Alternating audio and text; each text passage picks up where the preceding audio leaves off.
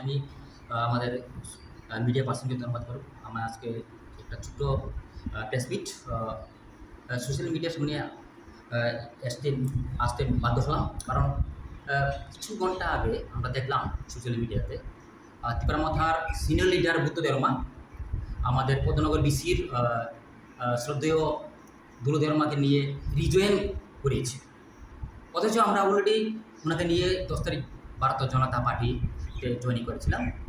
আমরা জানি আমাদের শ্রদ্ধেয় দুলুদা খুব বয়স্ক, ওনাকে লালচ দেওয়া হয়েছে, লুপ দেওয়া হয়েছে যে কিছু পয়সা দেবো, আপনি পুনরায় ত্রিপুরামাথায় জয়েন করুন।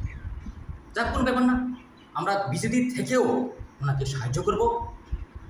ভারতে একমাত্র একটা পার্টি, ভারতে সবকা সাথ সবকা বিকাশ, জনগণের জন্য, জনগণের স্বার্থের জন্য আমরা ভারতীয় জনতা পার্টি এগিয়ে আসবো, আর ভবিষ্যতেও জনতার সাথে কল্যাণে কাজ করে যাব।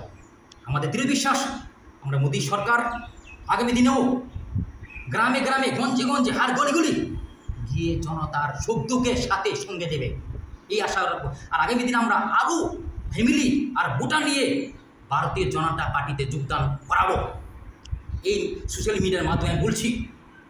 धन्यवाद सबाई। आज मैंने देखा आज दोपहर में बुद्धों ने एक सोशल मीडिया में हमारे बुजुर्ग पद्मनगर बीसी के जो बुजुर्ग हैं, सम्मानित हमारे दुलू भैया, उनको लेकर फिर से पिछले 10 तारीख को दुलू भैया के साथ हम बीजेपी में ज्वाइन किए थे, फिर रिजॉइन दुलू भैया को लेकर वो बुजुर्ग आदमी वो क्या समझे, उनको बहला कर फुसला कर उनको फिर से त्रिपुरामाथा में रिजॉइन किया गया। उनको शायद लालच दिया गया हो उस पैसे का, चंद पैसे का, वो 500, 100, 200 हो, वो क्या करे बेचारा, बहुत गरीब आदमी है।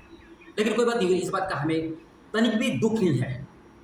हम जानते हैं पिछले 10 तारीख को हम 56 फैमिली 200 वोटर लेकर ज्वाइनिंग किए हैं।